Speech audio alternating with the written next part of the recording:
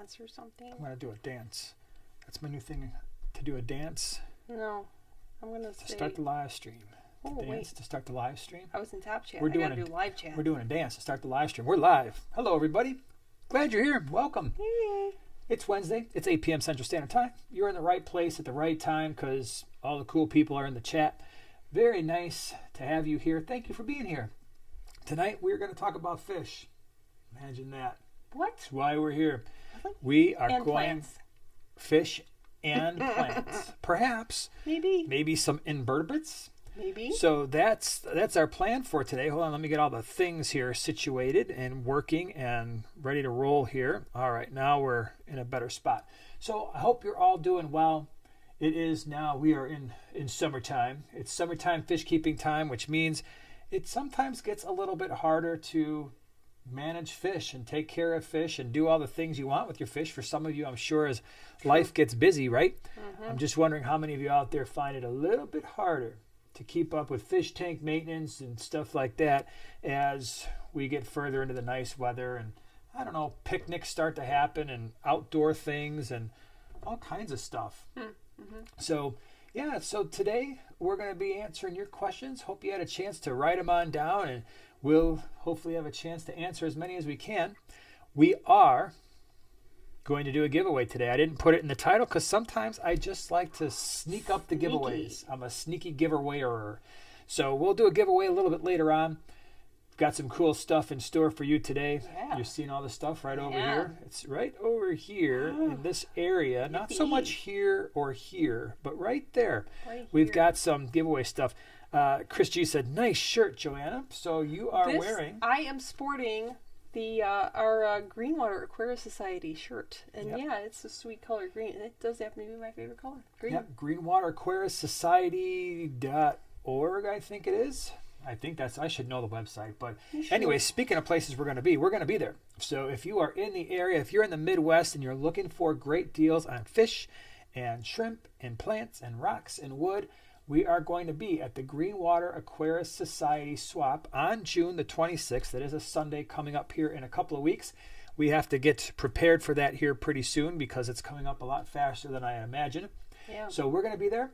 Lots of people come from all over the place, and especially in the summertime when a lot of the swaps start to fade away, the Greenwater Aquarium Society continues to do theirs throughout the summer, which is pretty cool. We've got today, I did some planning for Aquashella Dallas, so it really makes it feel official. When I do that, when I actually get all the planning together and where the stops are going to be and all that stuff, yeah, it becomes real. Yeah. So we are going to be at Dallas Aquashella coming up the first week of August. Looking forward to that. Videos for this week, Monday. What did I do on Monday? Oh, I did a fish room tour again. So I had a lot of fish room tours that I was able to do when I was in Florida about a month or so ago. And this one, I really thought it was interesting because it was actually the first tour that we did. And Dane, it's his fish room, and it's more like a half a fish house. I didn't do a great job of showing all the animals they actually have, but it was more like a farm that just happened to have a lot of fish also. I did show some other animals very, very briefly, but it was really cool. And he talked about how he bred tiger barbs, but the way he bred tiger barbs, it's really, you could breed pretty much any barb, for the most part, any rainbow fish doing the same thing. So if you haven't seen that video and you think someday you might be interested in breeding barbs, he goes through his process for about 5 minutes. I thought it was really interesting because I don't breed barbs, and so I was like, this is pretty cool. Maybe I should do this. Maybe you should. Then again, maybe not. Your video today? Yes. On the small scape? What was it? These are plants that I still cannot believe they're beginner plants because they're so awesome. There you go. So they were awesome beginner plants, huh? That's pretty cool. Yeah. Mary Paige Flynn is in the house. Thank you so much for the super Mary sticker Paige. already. Thank you very much. Gosh. Appreciate it. Glad you're here. I haven't talked to you in forever. I have to talk to you, Mary Paige. It's been a little while. Yeah. Yep. Hope you're doing well. Yeah, for sure. Chris G said, and baseball. Yes, baseball does get in the way. Although our baseball season is coming to a conclusion here in the next week or so, at least the season for not the tournaments. Yeah, the tournaments go on a little bit longer, but yeah, I'm actually kind of sort of looking forward to having that kind of reduce in its intensity over the next couple of weeks for sure. Pretty crazy. Yeah. So Link Master Supreme Forever is here. Yeah, and Dave. Yep, and Killer Kitty 08. And I saw Lynn. Noelle's here. Everybody, like the whole crew. Zen Ginger's here. Yep. Oh my gosh, we have Very so many cool people. Then of course there's Whip's World, so just watch out for him. Oh my gosh. Everybody watch out for him. It's all the people are here today. Yay. So so that was your today video you did on some plants that you thought are surprising. That they're beginners because even advanced will use them like all the time. They're just so amazing. They're so awesome. Tomorrow we've got members only, and then Friday I still have to figure out which video I'm going to release for Friday, and then you've got something coming up on Saturday on the small scape, our normal sort of plan. So that's the story there. So I think we're gonna get into questions again. As you have questions, if you put the @Primetime Aquatics in front of your question, that highlights it in orange for us, and then that allows us to see the question a little bit easier. So, and Lynn's already coming out with, remember the thumbs up button to smash it, smack it, kick it around, whatever you got to do. If you had like a day where you just feel like smashing and hitting something, I guess the thummy button is the way to do that. It's the way to solve all the things. So like I said, we do have a giveaway coming up here in a little while. So it's not a huge one, but it's pretty cool. Let's see here. I am scrolling around. Knowledge is power. Been 3 weeks. Missed you guys, but going 2 months long on being a member. Missed you guys. Well, that's cool. Well, thanks for being here for the last couple months. Glad you're here. Super cool. Mary Page Flynn says, I'm so sorry. And hello, everybody, that I've been MIA for a couple of weeks. Just now starting to get settled in at the move. And I just wanted to tell everyone I love them. Love you, Jason, Joanna, and Jason. Well, thank you. We love you too. Glad you're here. Glad you are getting settled in, and hopefully it's getting a little bit more back to normal, hopefully. So, oh my gosh. Oink Master Supreme has been a member for 9 months. Wow. Thank you. In my 45-gallon hex with my Guppy colony, a.k.a. my fabulous flappy flappies. I love that. Swordtail, 6 Corys, 4 baby platies. What would you go with for a centerpiece fish? Well, first of all, I think that's a cool tank. So I am very partial to hexagon tanks because I had one for a lot of my youth. So it wasn't a 45. I think it was a 35-gallon hex. But I really like that tank, and someday I'm going to put a hexagon back. I've been saying this forever, right? I know you have. But I think I'd want to go bigger, and they're not as easy to find. Like at this point, you almost have to go out and have one custom made, because back in the old days, when I would go to the pet store when I was in my teens, I mean, that was just like one of the standard types of tanks you could get. Now they're not as easy to find, but I'd love to do like a 75-gallon hex. But anyway, 45-gallon, that's cool. So you got a lot of live bears in it. You've got some guppies, you've got swordtails, you've got platies, you've got some Cory cats. Centerpiece. Well, so part of it depends on how much you care about having baby guppies, platies, and swordtails surviving. Most centerpiece fish that I could think of right away will probably take care of that situation for you, at least partially. And I'm thinking like in a 45-gallon hex, angelfish come to mind. I would just have one big giant like veil tail angelfish maybe. I think that would be cool, but definitely a fish that as it gets larger would eat some live bear or fry. Same thing with like maybe an electric blue acara. That would be a cool centerpiece fish. I'm trying to think of fish that for the most part would be okay with all the guppies and stuff like that kind of swimming around and not try to fin nip them and maybe not get fin nipped in the process. The apistogramma, and again, part of this depends on your water parameters. So apistogramma, Bolivian ram might be cool. Even a couple, a pair might be pretty nice to have. What else? What am I missing here for a centerpiece fish for that kind of tank?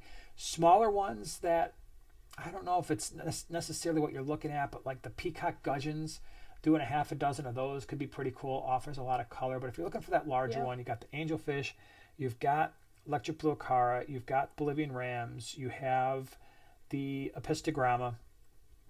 Electric blue acara, the one issue you might have is if that tank is planted, and I don't remember if it was or not, they can eat some plants sometimes, so just be careful there. Naughty. Yeah, so you got some options there. It's pretty cool. Evan, thank you very much for the super chat. Hi, Jason and Joanna. From the Barb Tour breeding vid, what kind of basket was being used? I can't find any baskets like that with holes in the bottom. That's a great question. It was just a black basket that fit over kind of like the bucket. I thought, let me go back into my memory bank, and I don't remember if he said it in the video or if somebody said it. I thought he got them from either Lowe's or Home Depot, but I don't exactly remember.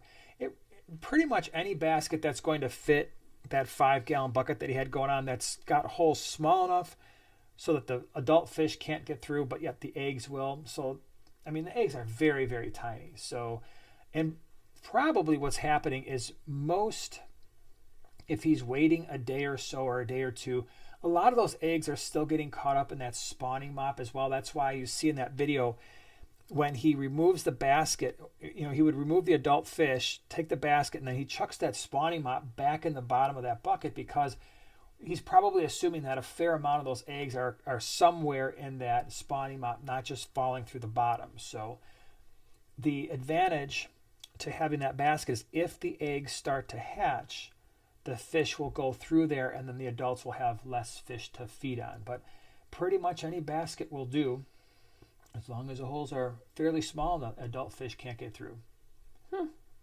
We have a quote. Oh man, already? Fish fan 20 gallon long. Okay. All right. I never get those quotes. I feel bad. I know, but we I have feel like a loser. A lot of movies now that we get that are on the list to watch. Mm-hmm. Okay. No, it's a cardigan, but thanks for noticing. I feel like that's been quoted before. And I didn't get it the first time. Really? Yeah. Well, I should know that because cardigans are like my favorite thing. Yeah, you wear a lot of them. I do. Even when they were out of style and then back in. I don't care if they're in style, out of style. Okay. I'll even wear them in the summer. I'll wear them in the spring. Yep. I tell people at work, if you don't see me in a cardigan, it's probably not me. It's like your little mini cape. Except here, you never see me in a cardigan because it's like 100 degrees. Well, not today because I left the windows open. It's like 65. 95. It's always warm in here. Trust me. Anyway, BC Dolphin 65, thank you so much for the super chat. Good evening. Good evening. Is it normal for a bristlenose pleco to dig craters all over the sand in a 55-gallon? It's not normal in a 55-gallon. It's only normal in a 40 breeder. So I'm surprised that's happening. No. Yeah, it can happen. They will sometimes move sand around a little bit. I've got hair in my mouth. But anyway, besides that, I noticed, I didn't know who was doing it at first. I thought it might have been the Heckelei, the albino Heckelei, but there is a little divot in the gravel in my 75-gallon, and I thought it was them. And it turns out it looks like it's my snowball pleco that's actually kind of, because it spends all its time back there, so I think it might have dug a little divot. So yeah, sometimes they'll take their little tail and kind of move some sand around, especially if it's near rock work or driftwood or a cave that they like. That's very common. What you got to say? Well, I have some. Here's another one. All right, the fish room, ABQ. Can you explain to me exactly how plecos breed? I know they use caves. Are the eggs already fertile when laid, or does the male come in afterwards? So it kind of so we're talking about bristlenose plecos, I'm assuming here, and because I don't breed a lot of other types of plecos, so my expertise, if you will, or my knowledge really begins and ends with bristlenose plecos for the most part. What happens is the male will entice the female to enter a cave. All right, and so for our purposes, we use like these terracotta watering stakes, plant watering stakes that we get on Amazon. We did a video about them. If you search DIY pleco caves in Primetime Aquatics, it'll come up. So what happens is the male gets the female to go into the cave. The male traps the female in the cave. The female will then release the eggs that the male fertilizes. So it's external. And then the female leaves. The male stays in there, fans the eggs, doesn't leave. It usually takes, I don't remember now because I don't pay attention anymore, but a couple of weeks at least, I believe, for the eggs to start to hatch. Part of it's water temperature dependent. And then the male will actually keep the fry in that cave until they're ready to leave. And then you'll see the little bitty, tiny bristlenose plecos. Usually when they leave that cave, you'll find them close to the the returns on hang-on-back filters was a lot of water flow, or the uplift tubes of sponge filters, or near the tops of the tanks. At least that's where I usually find them. So that's kind of what they do. But the female actually spends very little time in that cave. That's why a lot of people, when they breed bristlenose plecos, will actually do a reverse trio. And they'll have a couple of males for every female, knowing that, okay, when the female goes in there, lays the eggs, the male's going to be trapped in there for a couple of weeks at least. And then by that time, there might be another male that's ready to mate. Maybe the female is, but at least a 1-to-1 ratio. You don't need like, oh, I've got 4 females and a male like you do cichlids, because there's only the male's the one that's responsible for guarding the fries. So once he's doing that, the rest of the females would be having not much to do. Okay, the Garden of Eaters here. Oh, what's up, Grant? Hey. What's up? He said that Dane had a really cool large hex tank outside. Yeah, it was in the video. So I think, and Grant, correct me if I'm wrong, but I thought he said that was a 75 gallon, right? There was a lot of live bears and stuff in there, and I think maybe even a turtle. Might have been a turtle in that one. I don't remember if it was in that or it was in that one and the outdoor area, little pond next to it. But yeah, that was, Grant took us all around. He was my chauffeur for that weekend, and all the fish room tours that were, and I'm saving yours for last. I hope you figured that out by now, because of all those fish room tours that I did, Grant's got 300 tanks and a lot of stuff to go through. So I want to make sure that one, it's going to take me some time to go through that one, and I didn't want to just slap it together and be like, all right, here you go. So yeah, I've got a couple more to still show, but that one's probably going to be the last of the 5 that I do. Brian wants to know where you're from. Where am I from? Where are you from? Mars. Yeah. Yeah. Oh yeah. I'm from Mars. I am from around here. So What's here? Chicagoland area, Chicago suburbs. I've basically spent my whole life here, except for 2 years. I went down to Indianapolis for a job transfer, and then realized in my early to mid 20s, wow, this is really not my scene, and came back up here, which is funny because now I think I would appreciate it a lot more. But back then, not quite as much. So yeah, pretty much. And the same thing with you. Born and raised around these parts in the Chicago area. burbs. Yeah. Killer Kitty 08, thank you very much for the super chat. Let's get nerdy.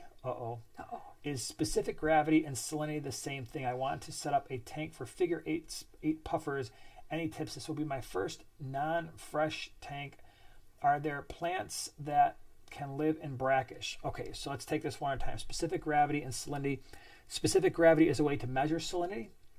Now, you have to understand, I have never kept salt water in my life. When I did brackish water, and I've done that a couple times back again in the 1990s, someone at the pet store just said, hey, chuck whatever. I don't even remember what the salt concentration was. It says, chuck this much salt, this many tablespoons per however many gallons or gallon or whatever it was, and that's what you do. And when you do water changes, you just kind of get close to that again. But I never measured it, and I had monos in that tank. I had scats in the tank. I had mollies, and not necessarily at the same time, but throughout that time.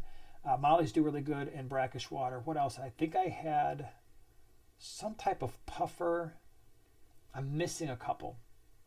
But anyway, so yeah, you can get a refractometer and you can measure that. It's not terribly hard to do. All right, any tips? First, non-freshwater tank, other plants. I am not aware of plants that survive in that kind of salinity. So I don't really know if there is. My intuition is telling me there really wasn't. Again, if someone's kept brackish water and has done anything with like plant type stuff, you can certainly comment below, but I don't remember there being anything specifically out there where like, oh yeah, the plants love this crazy amount of salt. All right, so Fish Fan 20 gallon long, thank you, by the way, for the super chat with the movie quote, because that came through a movie quote. Did you get it? Did you guess? No, it's a cardigan, but thanks for noticing. No, I don't know the movie, but I'm thinking it's something like I don't know, like a airplane or a Naked Gun, like a Leslie Nielsen sort of like crazy, or Will Ferrell, like a just like a really funny but like straightly. I don't know, but I don't know the movie. Anyone? Bueller. I know it's not Naked Gun. I would have known that instantly. Well, you would have known that, but I'm talking about like that just kind of delivery. Mm-hmm. You know what I mean? Yeah. Like wearing a costume and says, no, it's a cardigan. Orav. I always, I hope I'm saying it right. Is dark brown stringy fish poop bad? It's happening to my dwarf Gourami for 2 weeks now. It's not been connected for 2 weeks, right? Like a little tail or something like, I got this brown stringy poop hanging from my booty and it never goes away. Just kind of dangling it there. It gets longer. Move on. That's the song. Move on. I can't. Yeah, please. It's the song now. It's all stuck in your head. Move on. Anyway. Is it bad? Is it bad? Dark brown and stringy. As long as there's no like white mucusy stuff to it. Sometimes fish, and some of the live bears are notorious for this. Like you'll just say to them like, are you going to be done anytime soon? Because this thing that you've created is like 5 times longer than you are. Could you imagine if like a person did that? Sorry. I just got the look. All right, we'll move on. All right. Dumb and Dumber. Yes, yeah. a lot of people are saying Dumb and Dumber. I've only seen that movie maybe it's been one time. forever that I've seen that. That's right up there with Ace Ventura, Pet Detective. Yeah, it's been a long time since I've seen that too. Oh, that's got some funny parts too. The Zen Ginger. Got baby tears, and they were in the heat for a few hours, mailbox, but are up at about 80% now. How long would you let them recuperate before manipulating them for scaping? I would let them chill out for a little while. What's a little while? I don't know, like give them another week or so, maybe. I mean, it can't hurt, right? Let them acclimate, especially if they're fragile at all, and you start working them apart, they could, start breaking off. But that would just be a guess. I think that's a pretty good rule of thumb for just about any plant, right? Just kind of chuck them in a tank and let them do their thing for a while. And a week or two, let them get situated, make sure they're just not dying back on their own. You don't have any problems there. Holden says, currently doing fishless cycle for a little over 5 weeks. Nitrite has been 5+ parts per million for 3 weeks. Ammonia at 0.25 parts per million. Should I do anything or just continue waiting? Okay. 5 weeks, you should be getting pretty close to a time where you should see some progress in your nitrite levels. Ammonia's still got a little bit of a reading there. Nitrate, I'm assuming, is with 5 parts per million nitrites, you're probably not getting a whole lot of nitrate. There's a couple things you can do to speed this process along if you're like, man, it's been 5 weeks, because you've been really patient. Trust me, that is a virtue in the fish keeping hobby. It's one of the things I always say when it comes to being successful in fish keeping. Patience is one of the number one things. So 5 weeks is a while. 2 things you can do to speed that process up: if you have another fish tank and you can put cycled filter media from your established tank into the new one, that should clean things up within a few days. The other thing to consider is something like a Fritz Zyme 7, or in this case a Fritz Turbo Start. That would bring the nitrite and ammonia down quickly because that is live nitrifying bacteria. And then once that's down and you're getting nitrate, you should be able to add a small number of fish at that point. The key, again, I know I say this almost every week, but patience. If you've got, let's say, a 20-gallon and you've got a stocking list that you have in mind, maybe you're only putting a few fish in there at first just to make sure that you don't get any problems a little bit later on down the road. So, are Pandagaras super slow growers? I haven't kept Pandagaras in a very long time, but for the most part, I don't remember them being fast, and I don't even remember them really being average. So I would, from my memory of a long time ago, they were below average growers, at least in terms of speed, from what I can remember. Yep. Steven says, seems like you guys just did a live stream a few days ago. Yes, that's because we did. We did. We were on the Smallscape last Saturday morning. So we will, from time to time, try to incorporate those as the baseball season winds down for Eli and we get more of our weekends back. It would be nice to be able to do that at least once a month. Yeah, because I know that time works out. For a lot of people, cool. It works well, especially the over the pond people, the UK and all the other countries that pop in. So yeah, sometimes that works better for people. Chastity says, thank you for all the great content. Well, thanks for being here. Appreciate it. All right, let me see here. Chris G, did you see the fish room tour of the cichlid shack that Ben Ochart did? I did not see that tour. I wind up with very little time to watch YouTube type stuff, unfortunately, but no, I did not get to see it. Hold on, my thing is skipping around here. Danny, thank you so much for the super chat. Thoughts on keeping one apistogramma in a 15-gallon with 3 guppies and 3 albino cories, which is planted. Also, I just added 9 golden cloud mountain minnows with my betta in a 20 high. Okay, so first thing, one apisto in a 15-gallon. Okay, so I'm assuming that the 15-gallon is the same length and width as a standard 20 high. It's just a little bit shorter. That's the 15-gallon you have, and not the 10 that's 50% higher. So if that's the case, I would be fine with one apistogramma in a tank with 3 guppies and 3 albino cories. I don't see that being a huge problem. So now again, caveat being, if you've got a male and 2 female guppies and you're hoping to have some fry, you might see a lot of those fry go missing with the apisto. But it might not be able to eat all the fry, especially if you got some top cover up there and you keep your fish decently well fed. And then you've got 9 gold cloud mountain minnows and betta and 20 high. That's cool. We've done that combo before. Didn't have any problems with it. Pretty nice. Pretty fish. Dave and a lot of you are doing it, which is awesome. Dave just sent out a reminder. Says, hey, if you've got questions for us, put the little @Primetime Aquatics in front of the question. Helps us see the thing a little bit better. A little bit more better. Much more better. Much more better. Much more better. What movie is that from? What are you talking about? Much more better. It's an actual phrase. That's from a movie? Yeah. Breakfast at Tiffany's. No, you didn't give anybody a chance to guess. Sorry, because nobody would get it. It's just a really John random. says, I came home with some CPDs from the LFS. Wow. Cool. Oh, that's pretty cool. That's fun. Those are beautiful fishies. I agree. I wanted to keep, someday I want to keep them with...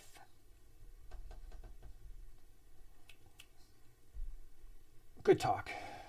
Good talk. In the kitchen tank. Oh, the dwarf emerald reservoir. Emerald. I always think green. Yeah, they're very similar. I can get green out of my head. Yeah. The interesting thing I find about the dwarf emerald reservoir, so you got the celestial pearl Daniel, which has got like the blue and it's got the spots, which is also known as the celestial pearl Daniel. Yeah. What I call them? The Galaxy Rasbora, aka the CPD or the Celestial Pearl Daniel. So that's basically blue with spots. And then you got the Dwarf Emerald Rasbora, which pretty much has a very similar body shape, size, color, except they've got vertical stripes. Yeah. And they're very like darty. You know, when you really watch them for a small fish, they're like, they're very shy. Yeah. Well, ours are very shy because you've got them in that 5-gallon planted tank in the kitchen. And I do. I for a while thought we only had 2 in there because I know you put 4 or 5. I'm like, what happened to them all? There's more than 2. Yeah, and all of a sudden today I saw 4, and then that random. What do you got? A random chili rasbora in there? Yeah, a little mirror. That's been in there, or a mirror rasbora. Yeah, he's my centerpiece fish. Yeah, that's what you do sometimes, I guess. Yeah, with nano tanks, that's what you do. I think it was a leftover from one of the swaps we had it in the tank, and I took him. And you he took was him. in one of your tanks, and I was like, I Not will cool. take you, little buddy. You want to go with me? And he said yes. There's a lot of fish and plant thievery that happens in this house by this one over here in the green shirt. I have a tank with some stuff in it, and next thing I know, I'm like the 50-gallon lowboy, the Molly tank. And don't think I haven't noticed that you took a bunch of crypts out of there, because you did. It's fine. I don't hide it. I don't even do it at the cover of darkness anymore. I'm going to start locking up my tanks. You probably should. I'm going to start getting padlocks for all the covers. FlipAquatics.com. Yeah, whatever. Wait, all right. So this is from Robo Dragon. That's a cool name. I've been dealing with cloudy water in my established tank. I've tried clarifiers, feeding less, different treatments, but it's been almost a month and I have no idea what to do now. Cloudy water in your tank. So clarifiers, I never get those things to work for me. I don't know what it is. Maybe it's just every single time I've got cloudy water, the nature of my cloudy water is not anything that a clarifier is going to do. So those products, for me, for the most part, don't generally work. Now, things I do when there's cloudy water, check your water parameters. Is you make sure there's no ammonia, no nitrite. Nitrate is 20 parts per million or less, unless it's a planted tank, 30 parts per million or less in a planted tank. You should be okay there. Just check your KH, GH, pH, right? Just make sure that everything is stable, it's not changing. But I always start with water parameters. Next thing I do is I start searching for areas in the tank where there could be dead fish, uneaten food. All right, so those two things are really important, because if you get these little nooks and crannies, especially if you've got a heavily aquascape tank, sometimes like you just feed a little bit too much, for a couple days or whatever, the fish just aren't eating for a day or so, and that food falls behind some driftwood or under some rocks, that can contribute to cloudy water. Filter media, do you change it and now you haven't changed it in a while, or do you not change it and all of a sudden you made, I just took all the filter media out and put new stuff in? That can contribute to it. Especially for us filter floss, we change that stuff out every single week. We generally maintain our filters every single week, but a lot of our tanks are somewhat heavily stocked, so that's something to consider. Next thing, and I know this sounds silly, and I say it all the time, but just make sure you don't have a biofilm on the front pane of your fish tank glass. I cannot tell you how many times in our fish room where I'll go down there, and it just happened this week, Eli went down there, and he's been doing all the fish tank maintenance now since school's been out, and he accidentally left the lights on. So he did maintenance, he flipped all the timers on, forgot to flip them off. I didn't catch it until like yesterday, so the lights had been on for like basically 2 straight days. Not cool. Bummer. But what that will do sometimes is, yes, it will create things like green hair algae and extra algae, but it seems to enhance the biofilm production that attaches to things, and some of that gets on the glass, and you can just kind of scrape it with your finger and be like, oh wait, the front of the glass has got a biofilm. You scraped it off, I'm like, wow, my tank looks amazing. Here I was thinking the water was nasty or the tank was cloudy, and it wasn't. So that can be an issue. If you gravel vac, again, now you're looking for changes in your maintenance. So if you were like, oh, you know what, I'm going to go ahead and gravel vac today, I haven't done it in 3 months, that can stir some stuff up and destabilize your ecosystem a little bit. Sometimes it just takes time for it to go back to normal. If you normally gravel vac and you haven't, that can also contribute to it.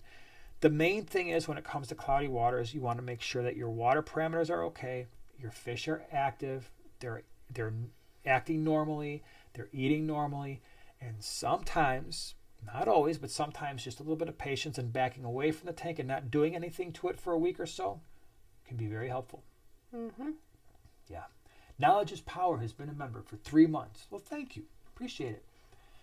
Wife has a question. All right, let me see if I can answer it. In our guppy and their tank, the adults and fry are great, but we seem to be losing the teenagers. Are we missing something?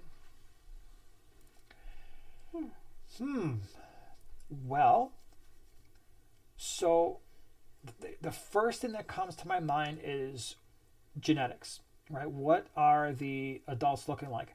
So did you get them from somebody where maybe they were already potentially a little inbred? There's not a lot of ways you would necessarily know that, but they could be throwing out just weaker fry.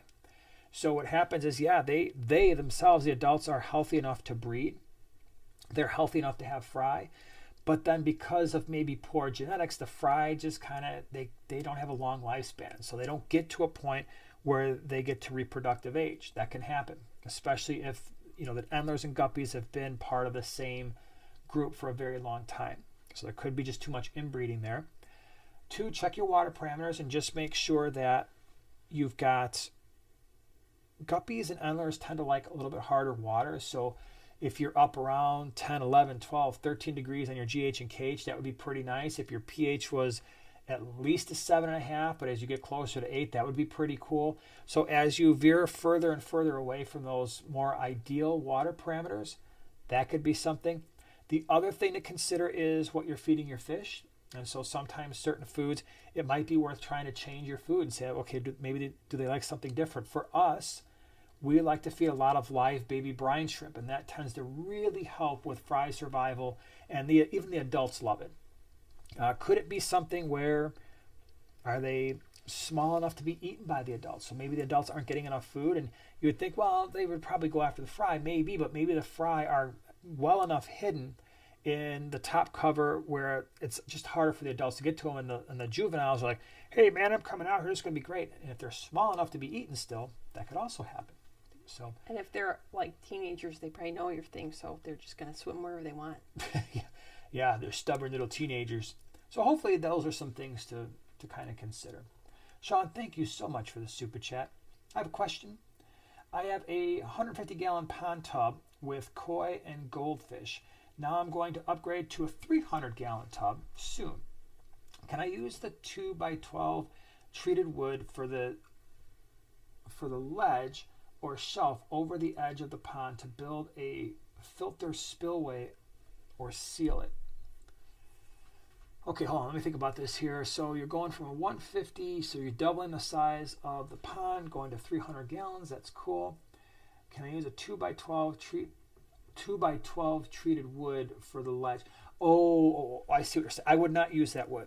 No, a lot of the times that wood has anti-mold stuff and chemicals, just like a standard 2x12. I probably wouldn't do that, especially if it's been treated. I don't trust lumber in a fish tank at all. So that's a good question. Very good question. I wouldn't do it personally. All right, let me see here. Chris G, member for 2 months. Thank you very much. Who loves these two as much as I do? Hopefully you keep doing the Saturday morning stream so we can see you 2 times a week. Well, like I said, we're gonna give it a go as soon as this baseball thing starts to free up a little bit. But thank you. Really appreciate it. Yeah, I'm way more awake on a Saturday morning. Believe it or not, back in the day, I wouldn't have never said that. Yeah. But anyways, I go off topic. All right, can I bring in a question? Of course you can. All right, my turn. Okay, Victor says hello again. Hello. So, I'm trying to pair fish with Neocaridina shrimp. I was thinking Galaxy Rasboras. Have you guys done anything like that? Yes. So, yeah, the really small Rasboras are your best bet. Still give your shrimp a lot of cover, whether that's Java moss or something just where they can kind of get away. The adult shrimp are going to be larger than most of the smaller Rasboras. So Rasboras that could potentially work. Right now I've got them in with, I've got Neocaridina shrimp in with exclamation point Rasboras. The Mira Rasboras would work just fine. The Chilies, the Dwarf Rasbora, most likely the Galaxy and Emerald Rasboras. In fact, we've got shrimp in with the Emerald Rasboras in the 5-gallon. That's working out. That's worked out for a long time. What else? Fleur-de-lis killifish. They're very tiny. That would work out just fine. Yeah. Yeah, I like but that combo. a lot of the small Rasboras would, that would probably work. Now, I can't guarantee that they're not going to find the shrimplets tasty. That's why you want some of the cover for them, so they can hang out in Java moss and stuff, or somewhere where the fish aren't going to get to them. Yeah, you could potentially work out pretty well. Cheryl, Joanna, do you have your kitchen table mini pond? I was just thinking about it yesterday. I did break that down. However, I really loved it, and I wouldn't. I would expect another one coming at some point. That's all I'm going to say. Yeah, so that was pretty cool. I think I loved it. Another one to do here. I love miniature anything. Before we do the kitchen mini pond, we still have to do the outdoor one. And now we've had just with the baseball season, and now we've had some rain coming up this week. So we had 2 games rained out, and it was just we can't get the pond going because it's always raining and something's happening. Steel Waves, thank you for becoming a member for the last 4 months. I'm a high school librarian. I want to set up a 20 high in the library. I've watched your stocking videos. How do you stock it to grab teens' attention? That's a great question. So you got a 20 high in a library, and you want people to notice it and say, wow. Let me think here. What would I do? I know what you would do, but let me think. And you want it to be relatively easy to care for, I'm assuming, too, right? Because it just makes life a lot easier. Guppies have a lot of action, tons of color, easy to care for. I know they're common. You could look at the Endlers too. Again, a lot of action, always swimming around, not fearful, right? That's the other thing too, is when you're in a public setting, you really want to have fish that are going to come out and say hello. It's hit or miss with some fish, like some Rasboras. They start to hide a little bit. They get a little bit scared. But I would want something that's just going to be out there, like in your face. This is just me. So I would potentially do some type of library like Platies, Guppies, Endlers, just because they're easy, tons of color, a lot of activity, easy to feed. And then you could just keep it simple for right now. Cory cats at the bottom, maybe do a half a dozen, 6 or 8 Corys. and probably roll with it like that. In a 20 gallon, I might do a couple clown plecos. They're going to be a little bit more reclusive, or if you wanted to do like a bristle nose pleco, especially a male, because students would be like, what the heck is that thing with the spikes all over its face? That could be cool as well. Plus, you get some breeding and some fry. So that I think students would find interesting. So that's probably, I know it's almost a cliche answer, but I think that's just the way I'd roll with it for right now. You? Here we go. You think you know. All right. We're talking teenagers in a library. I would, A, do a theme tank to get their attention. And I'll get back to that. B, yes, I would go with something with like really fabulous color to really pop. So that would be the green neon. Yeah, a whole bunch of them. And magenta mystery snails. It's one of my favorite combos. It's a lot of color and a lot of pop. And the theme that I would do, I'd do something like based on like a really cool movie. You could do Lord of the Rings, like Hobbit, do like a Shire. That'd be a little challenging, but you could also do like a movie that's coming up, like Avatar themed or something.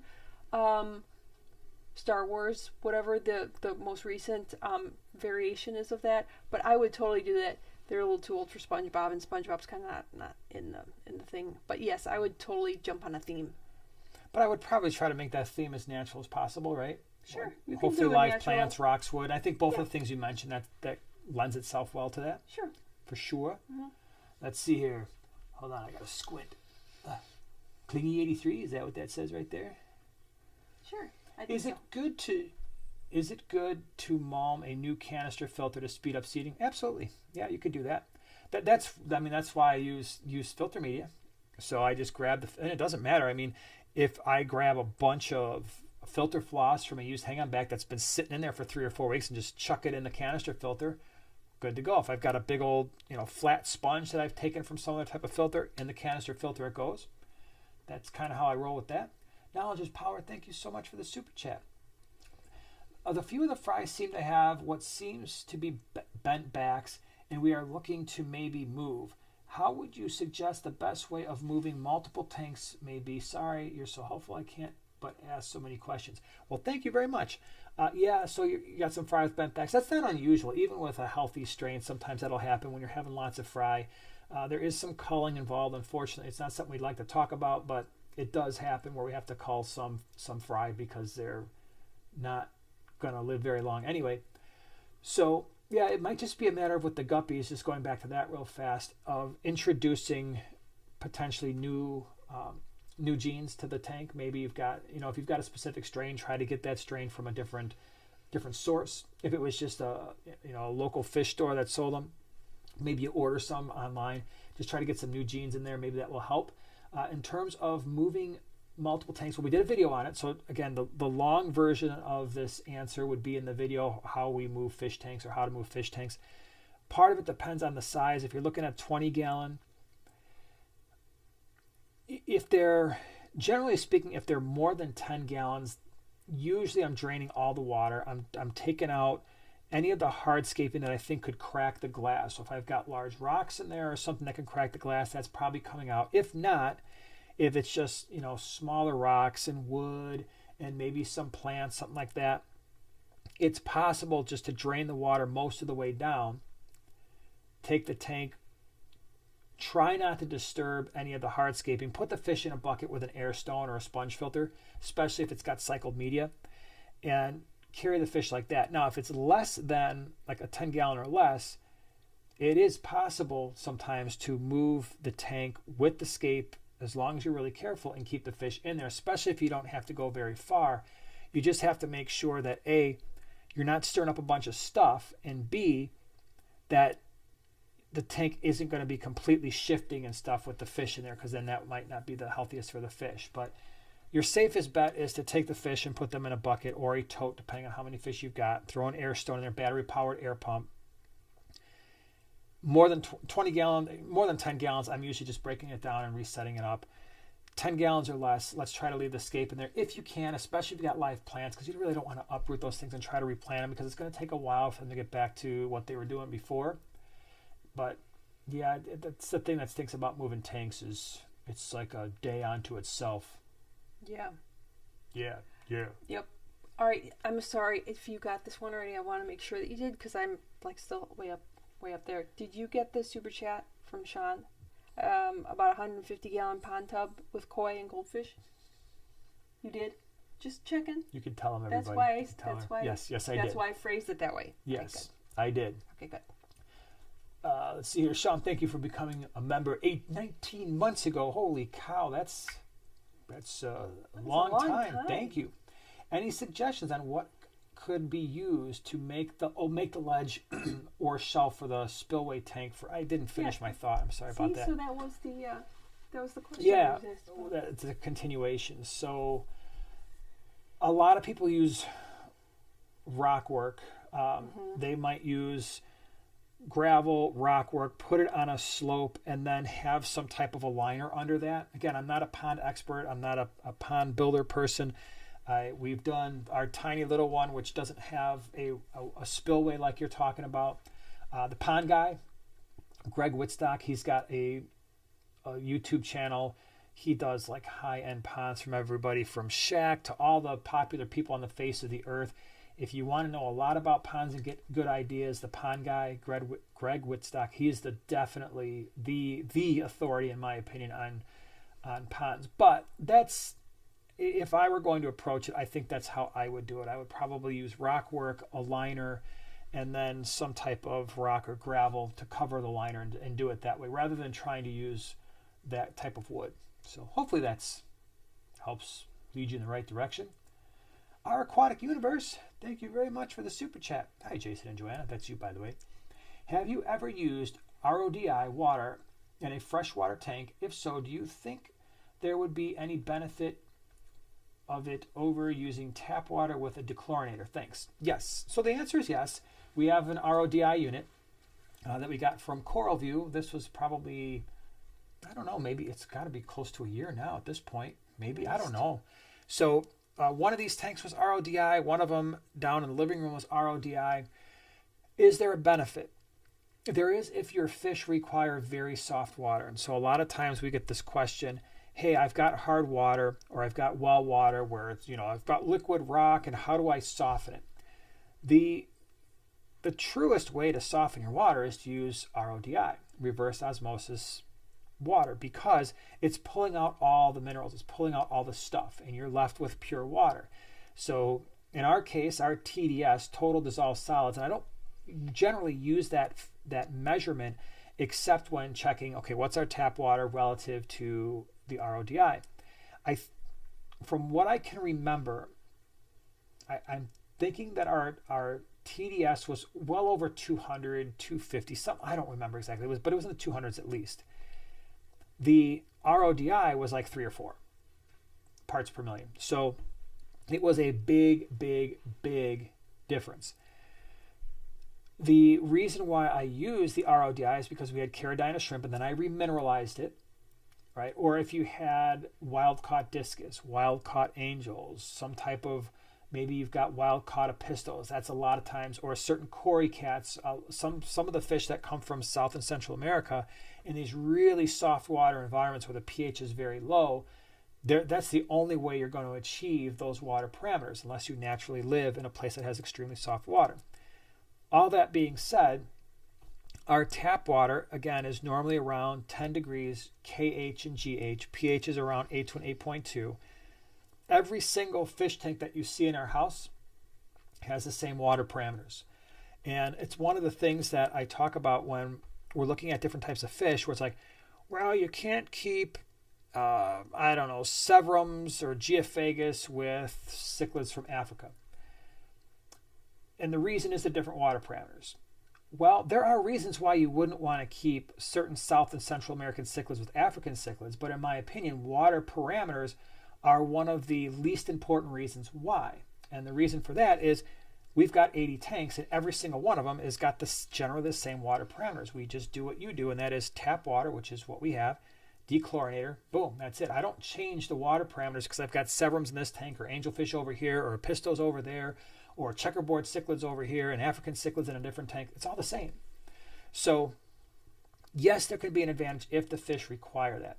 or you've got shrimp that require that. But then you do have to play your water chemistry game. It has to be pretty tight because you are going to be remineralizing for some of these inhabitants to a certain degree.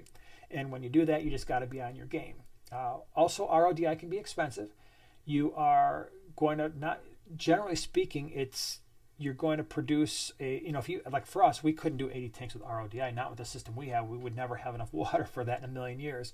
So you might get an RODI, I forget do you remember what the gallons per day were or whatever it was? I don't even remember, but it's not a lot. So we would just put like a 27-gallon tote in a tub.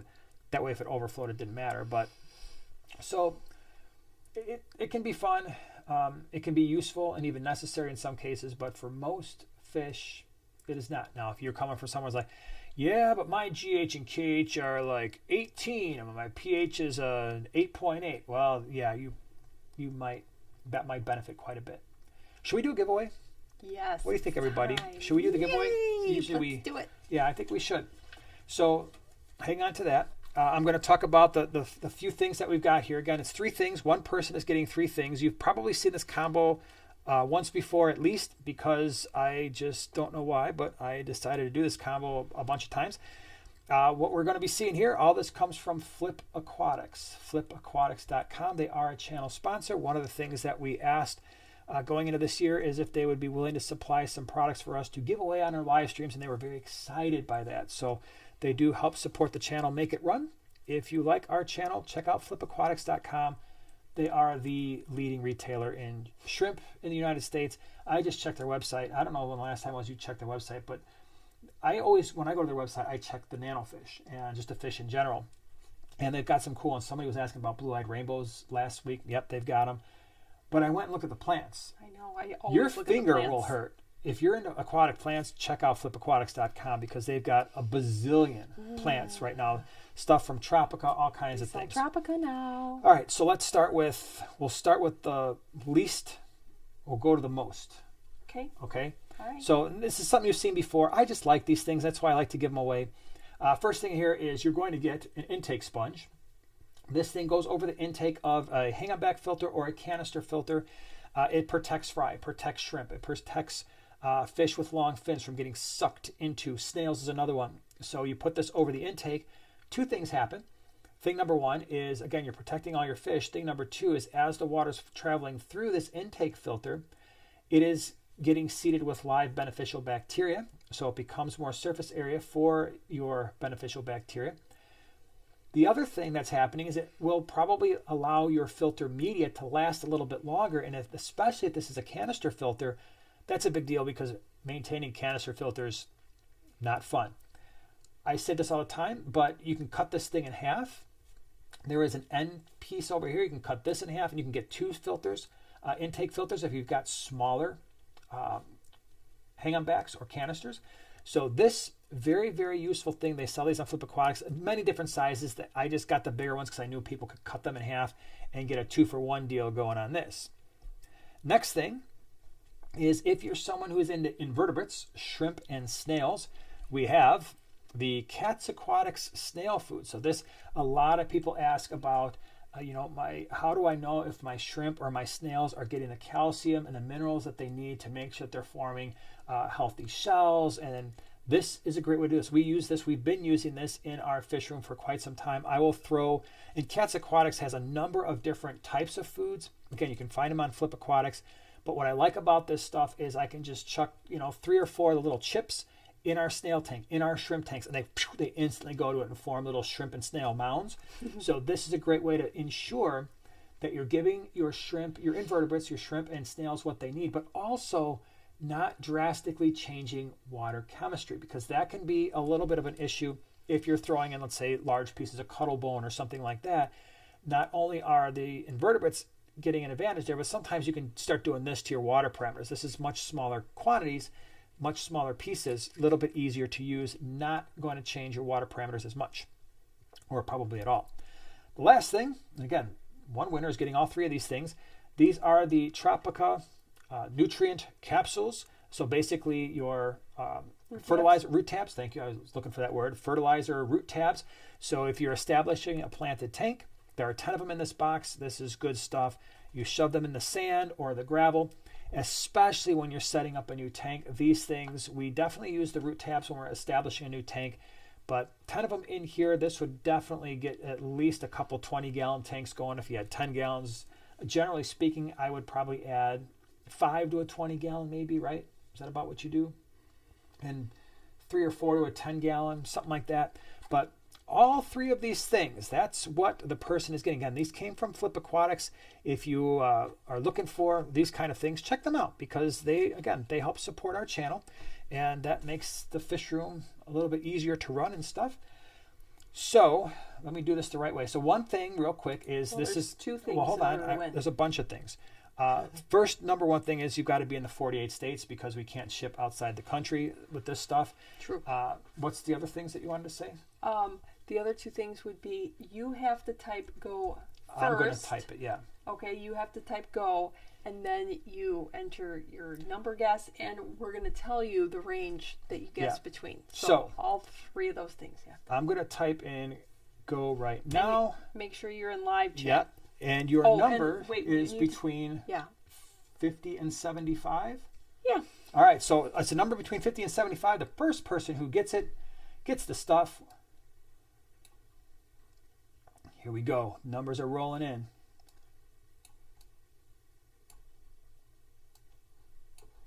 Uh-oh. Wait. Okay, hold on a second here.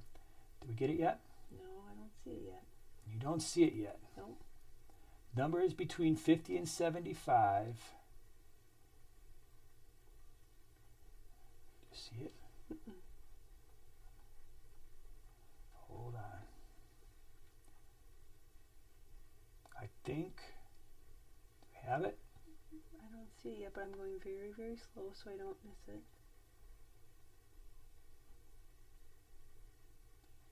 Still don't see it, huh?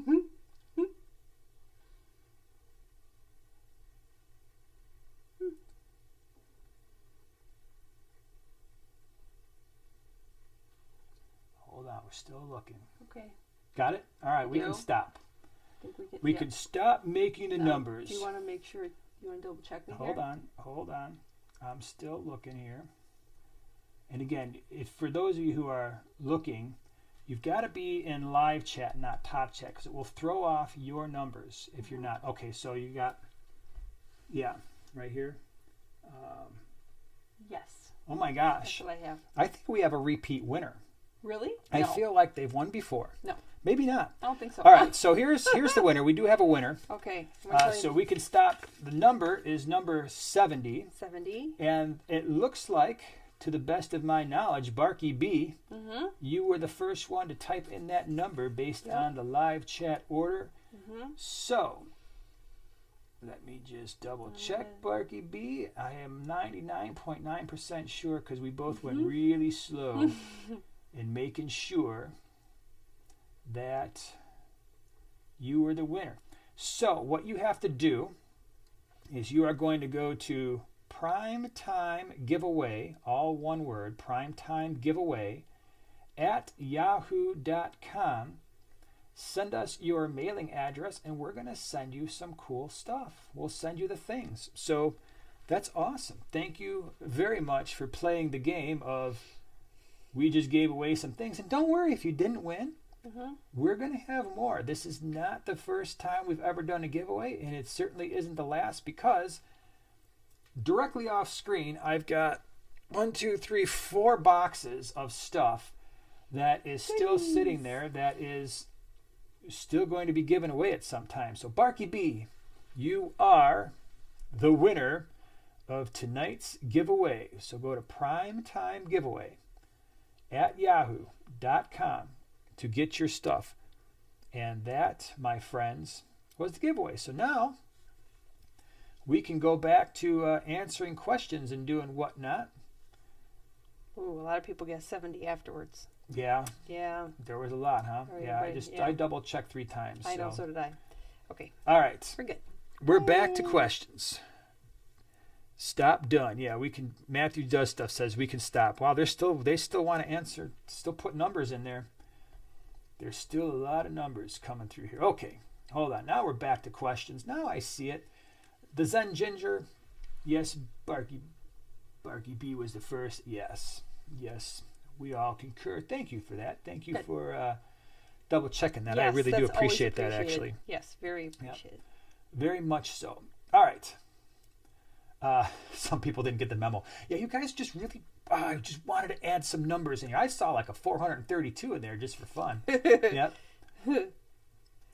Ryan Oops, says, World, did I win? No, Whip, you didn't win.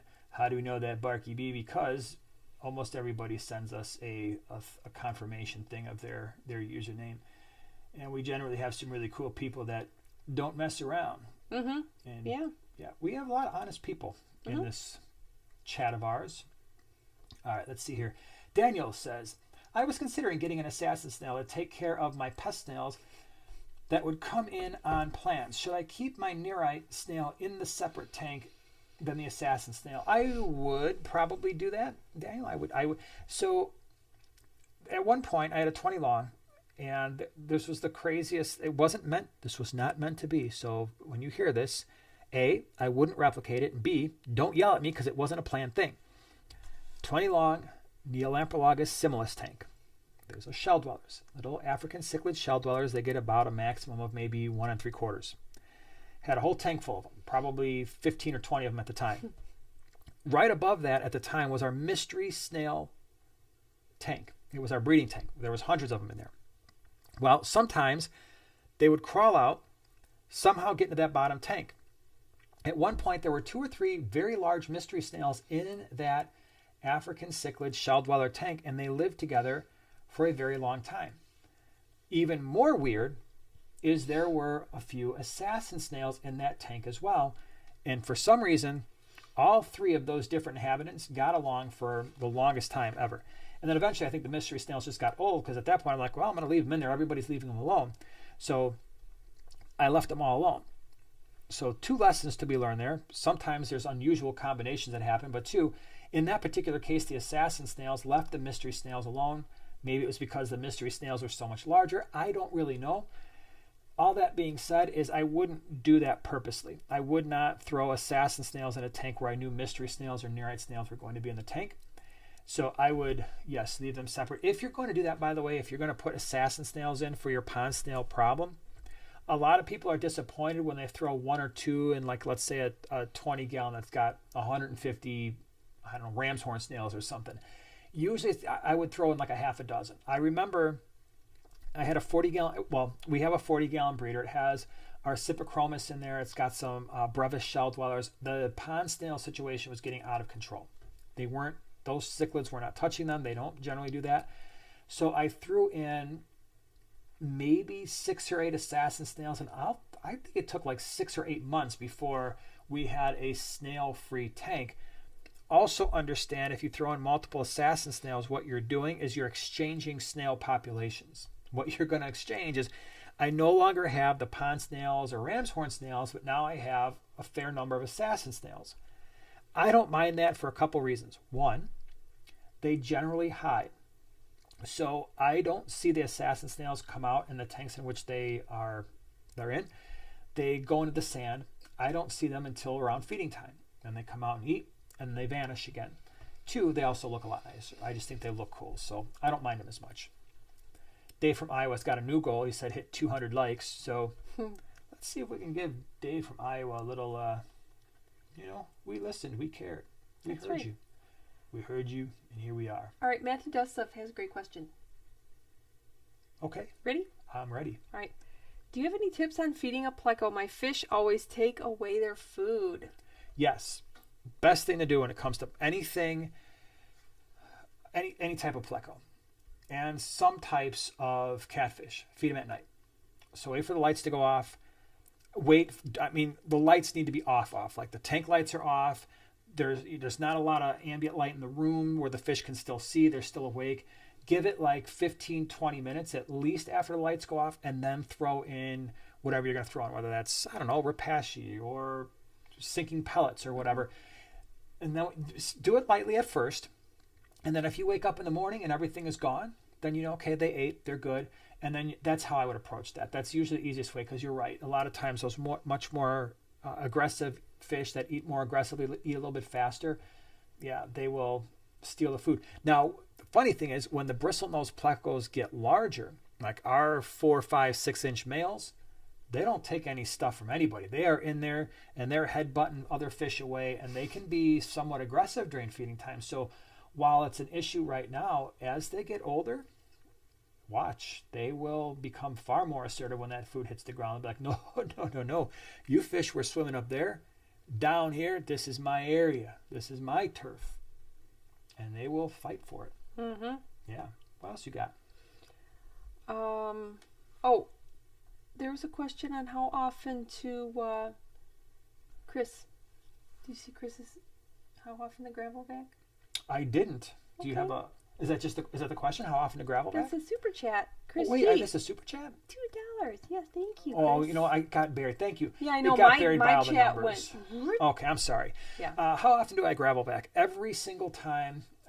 I recognize that not everybody does this, and you don't have to do it this way. All right, so I'm not saying there's only one way to do it, and my way is the way, because that's not true. But for the tanks that we have in the basement, especially when... And obviously these are for the most part, I'm talking about non-planted tanks, but we gravel back every single week, the entire tank. And the reason for that is, one, that uneaten food and the waste, the fish waste and stuff will contribute to elevated nitrate levels. And so a lot of times if people are battling algae issues or biofilm issues, sometimes it's because there's so much stuff trapped in the substrate that it's contributing to high nitrate levels. So we gravel back every single week. Two is we do have a lot of fish that like to stir things up, and I just don't like it when fish are going across and all of a sudden they get, I don't know, they do what fish do sometimes. They freak out and they just stir a bunch of stuff up, and now you got all this stuff in your tank. So we do gravel back every single week. If it's a planted tank, we generally don't gravel vac as much. Like if it's a non-planted tank, that gravel vac is going all the way to the bottom of the glass, and it's the whole tank is being done. If it's a planted tank, then the gravel vacuuming is usually, if it's sand, it's just the surface, just kind of gently going over the surface, whirling it around, so that just the detritus gets sucked up, because I don't want to look at that.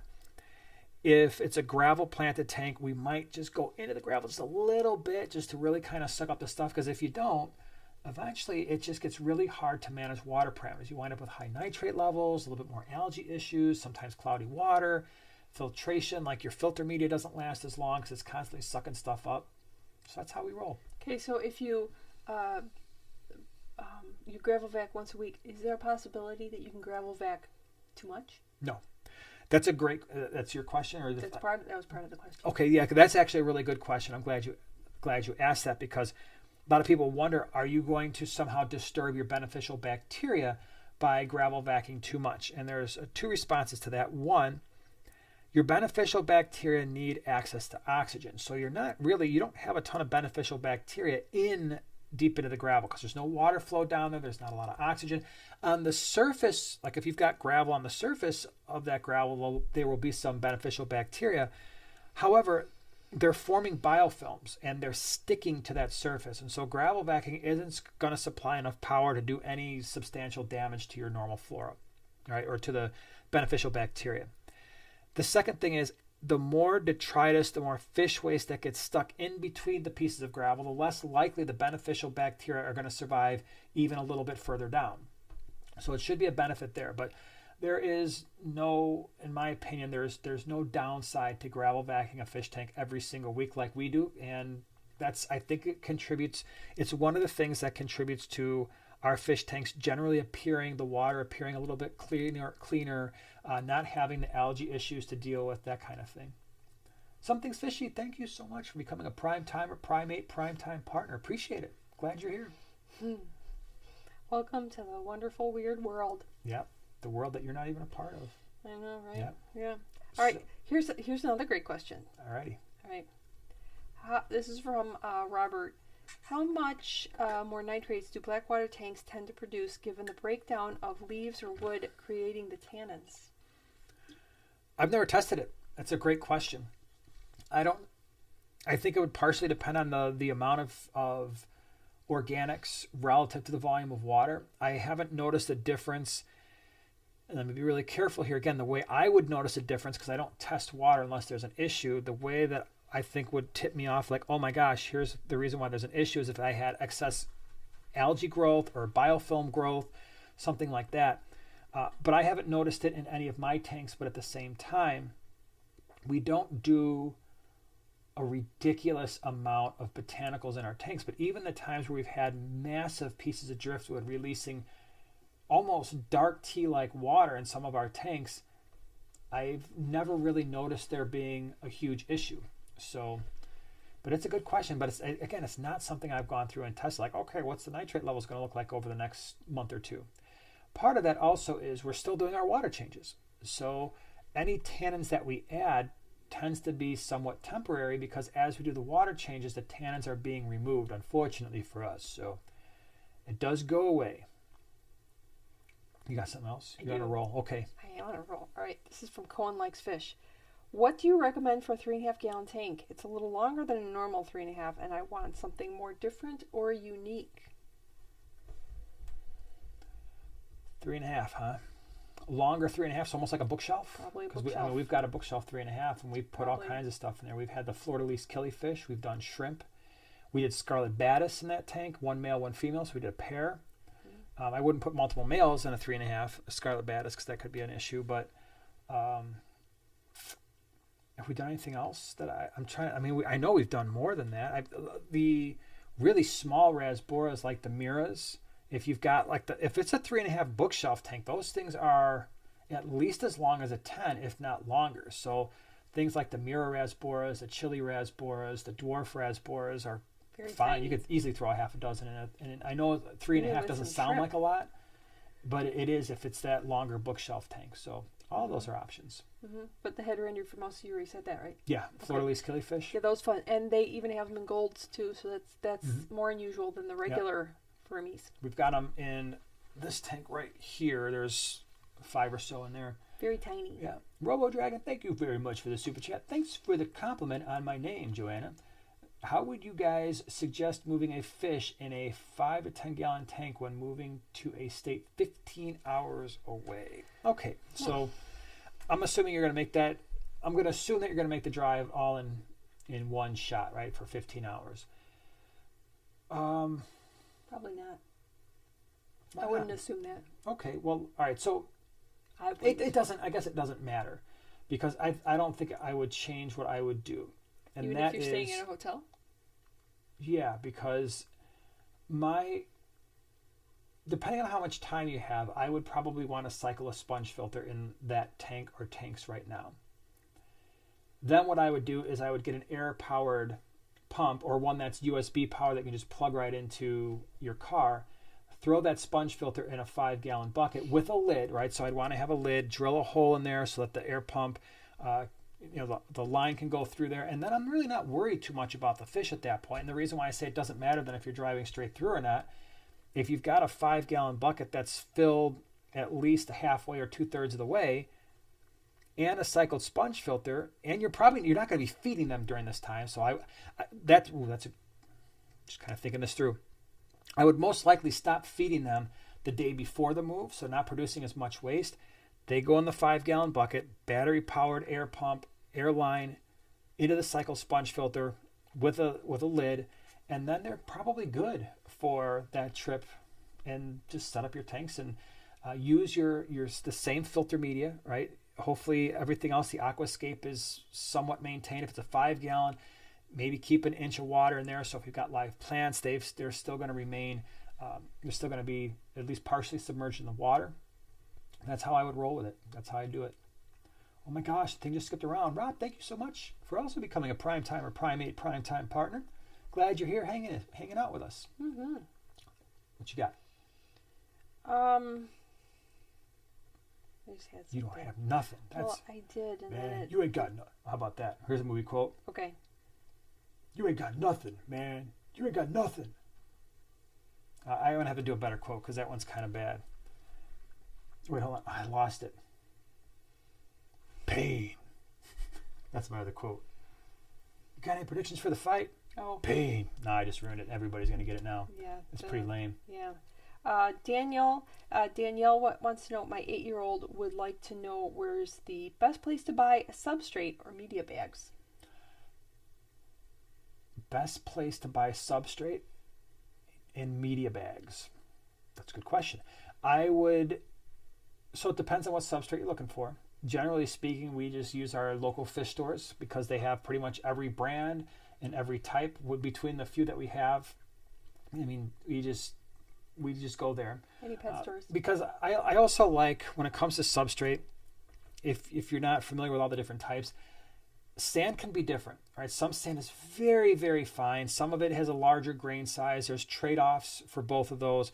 Some of the gravel, it's like, okay, I look at it on the internet and you see it and you think it's going to be a certain size and you get it home and all of a sudden you realize, wow, this is much larger than I thought it was going to be. Or it's a slightly different color. Or, oh my gosh, this substrate actually has like crushed up pieces of shell and it's going to be horrible for my Cory cats or something. So I would prefer to go to, even if it's a Petco or PetSmart, that's fine. They're the substrate they carry is fine. So I would prefer to go there. Media bags, you can get those online at Amazon. I think your cheapest bet, my first guess would be just go to Amazon and type in media bags, and then you can just get those there because they're pretty much all the same. But the substrate, highly recommend, unless you really know, oh, I need carob seed naturals, and you know what you're getting, then you can go online and see if you can find it cheaper. But even then, you got to ship it. And shipping 20-pound bags of substrate is not cheap. So stay local if you can. Linkmaster wants to know, why are Cory cats so funny? I'm watching them in the tank right now, and they are just too hilarious. Are they forming a big pile? Because that's the one of the funniest. Yeah, Cory cats and some of the freshwater gobies, when they form a pile, you just look at them like, what are you guys doing? You got this entire tank, and yet you're forming a big pile, and the poor fish on the bottom are just like, whatever, this is fun. I'm being snuggled right now. It's like big giant fish snuggling. I think that's why they like them. Kyle says 2 Oscars can fit in a 3.5 gallon cube. Oh yeah, sure. When they're egglets. Fry. Yeah. When they're first born, and then one day later, gotta get them out of there. Cheryl says, I love that bookshelf tank. Yeah, they're cool. The 3.5. We had a 2.3.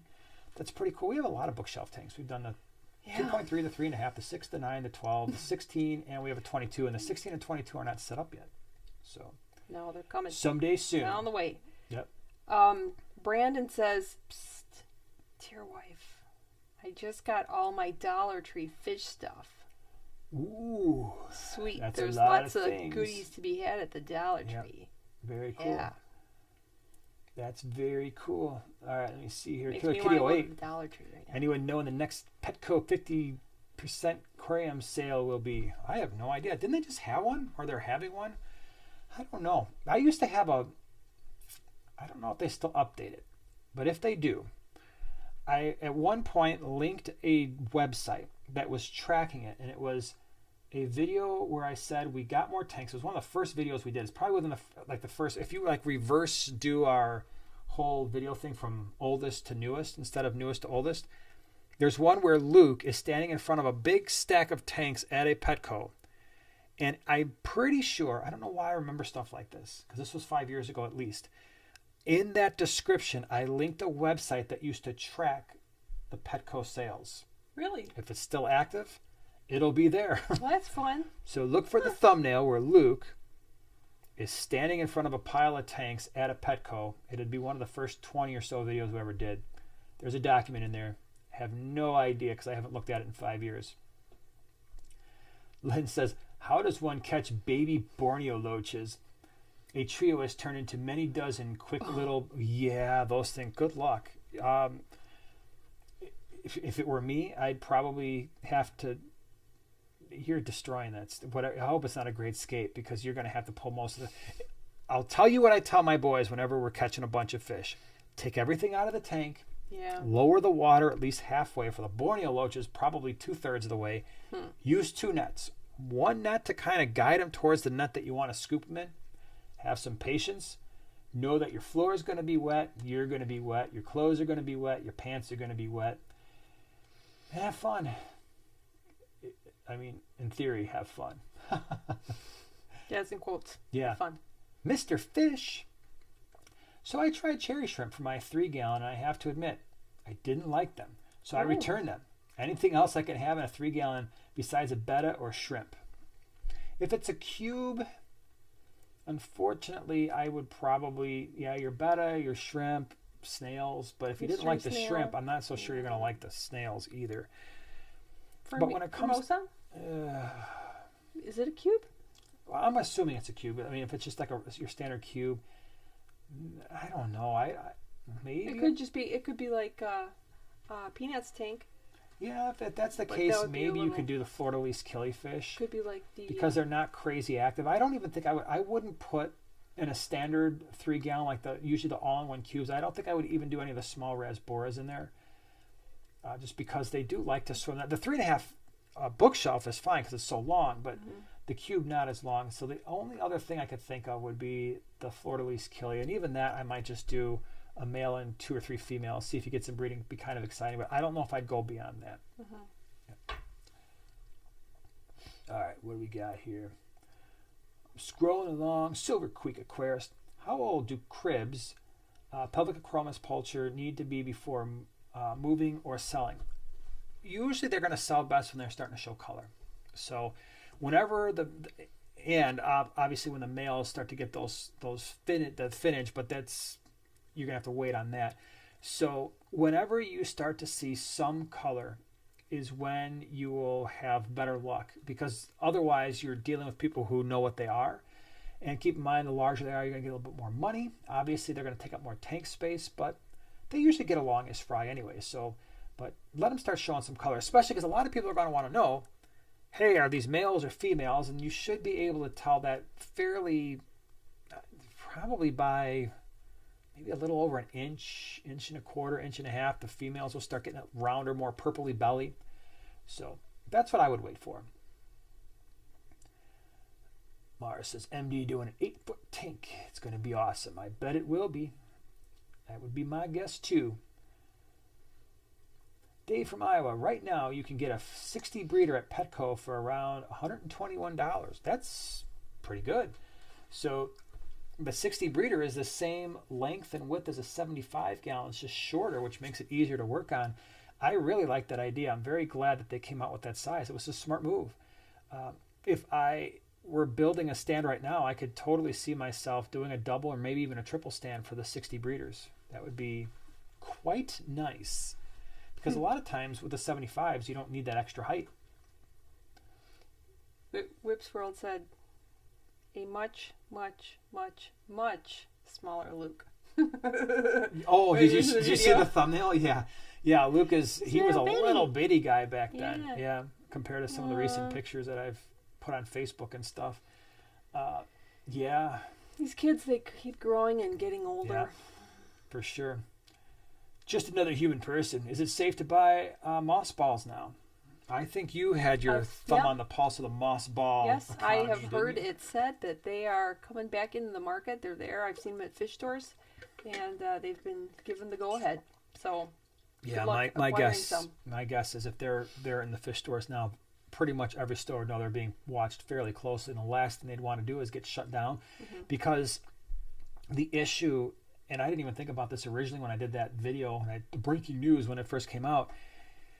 Some fish stores keep the moss balls in their general tank population. Yeah. They don't just throw them in their planted tanks. So that could have been a much bigger issue where not only would they have had to have quarantined the moss balls, but all the fish in those tanks, and it could have been a big mess. So my guess is that fish stores, if they're there, they're getting them from a source that is definitely beyond the mussel issue that was happening before, because that could be a very costly mistake if it's not.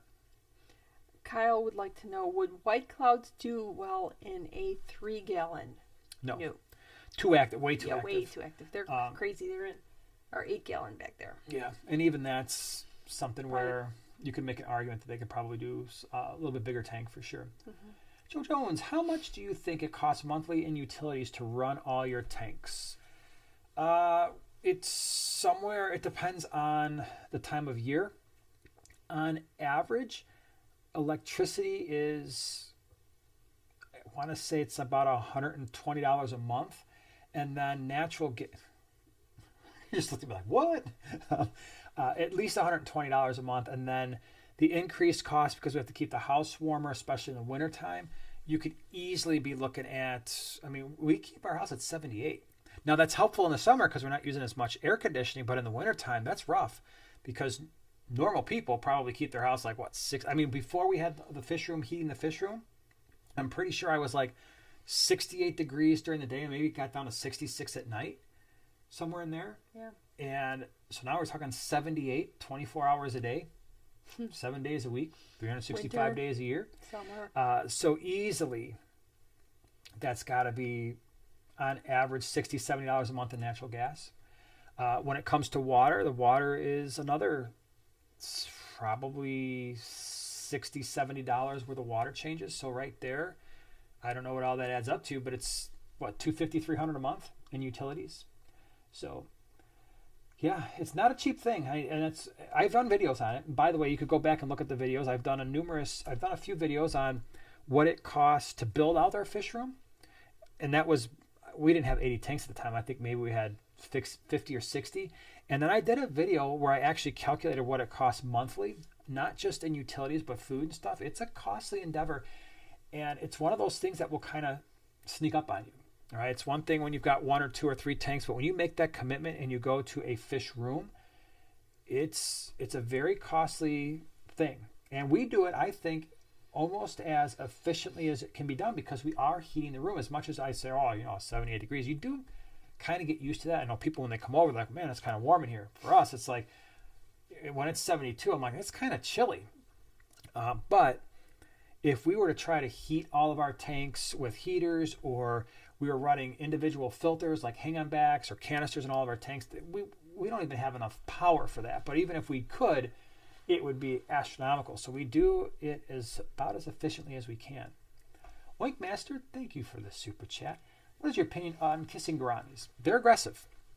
So I like them. So ironic. Yeah, I know. Kissing gouramis. They've been around forever. And I remember as a kid, because it was just like, oh, look, they're kissing. Well, not really. When they start kissing other fish, the other fish don't like that. But they're fairly aggressive.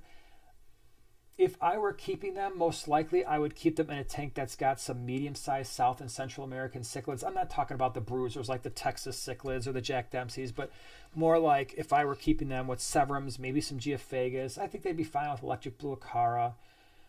I could see me in a larger tank keeping them with maybe some rainbow sharks. But I wouldn't do like your standard live bears or your tetras and stuff. They just get too weird for me. So yeah, that's how I would probably roll with them. I haven't kept them in a long time because of that, though. Silver Creek Aquarius. Gouramis are micro water puppies. They do have a nice amount of personality. I don't know what it is in our 150, but every gourami I've ever had in there, I've had gold, I've had a gold, I've had a silver, I've had an opaline. I'm sorry, gold, blue, and opaline. And every single one of them, the minute the lights turn on, they're the most aggressive fish in the tank. And I have had that tank with huge peacocks and haps, and then we've got the Geophagus. We've had large Severum in that tank. And when the lights come on, the gourami, they just must not be morning fish or something, because they get extremely angry, and they just turn around like, the lights just turned on. I am going to go chase every single fish in this tank, bar none. I don't care what size they are. And these gouramis, they just make a beeline towards the biggest fish, chase them around until the other fish are like, whoa, hold on, what's going on? Why is this fish? Whoa, it's just the gourami again? And then they stop because the other fish are like, whoa, we're not doing this. But they're just weird. Weird fish sometimes. So weird. Yeah, all right, we're going to answer a couple more questions. I think we'll call it a night because I didn't realize it was probably the fastest 90 minutes I've had in a long time. Yeah. So what do we got here? I'm scrolling around. Margie, CK new, all right, sick new water pump. What's your thoughts on it? I tried to purchase one, but it's not. Siche? I think it's Siche. Is it? Oh my gosh, I got that one. I've got one I have to test. So I don't know yet. But if we're talking about like the new Shark, I have one. And I'm going to test it very soon. I think it's going to be good. William, what is your thoughts on overhead sumps as a main filter? I like the idea. And I like the idea, one, because you're whole room isn't going to flood. I think that's the biggest plus for me is the idea that if something happens and the filter goes out, there is a chance. I mean, if you set it up the right way, the sump, just the standard sump's not supposed to flood your house. But I just worry about things like, what if there was a bulkhead leak or something? Maybe it wouldn't be quite as bad with an overhead. The other thing I like about the idea of an overhead sump is just what you can do in terms of plants, and potentially make that, put pothos or put bamboo or something in there a little bit more easily than one that is a standard sump. Haven't done it, but I would like to do with an overhead sump, almost like an aquaponics system. I think would be cool. Yeah. Killer Kitty, wait, bristle nose are a little more bold in my tank, at least. Yeah. As they get older, they usually, especially the males, they get a little bit more confident. Ryan, everyone should have tapped the like button by now. Yep. Like Spike before at the end of a program, peeps. Yeah, just button, bam, pressed it. It's done. My finger hurts. All right, everybody. I think we are going to call it an evening because it's getting late and it's about that time. What kind of karate do you do? I do karate. No, I mean what kind? Goju Roy. What is it? Goju Roy? Yeah. Goju Roy. Ryu? Roy? It's pronounced Roy? I didn't know that. R-Y-U. R-Y-U? Yeah. I don't know if I'm pronouncing it right, but that's what it says in the back of my gi.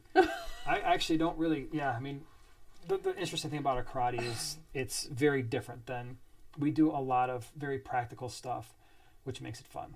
So it's less art and more just street brawl sometimes. Josh, thank you so much for the super chat. Hello. How many dwarf gourami should I keep together? One. Trust me, you don't want to get into keeping multiples. If you want to keep multiple gouramis together, look at the honey gourami. But the dwarf gourami, just trust me, it'll make your life so much easier if you just do one. All right, everybody. We're going to call it a night. Thank you. Thank you once again for being here. Thank you for everybody for the super chats and the stickers and everything. And all the moderators, Killer Kitty 8 and Dave. And oh my gosh, everybody was here. Lynn, Wendy was here for a while. Oink Master, Mary Page. You guys are all awesome. We'll be back. Same time, same place next Wednesday, 8 p.m. Again, write out all your questions. Bring them. Love answering them. Sorry we didn't get to them all, but we'll see you next week. Have a nice weekend. Bye.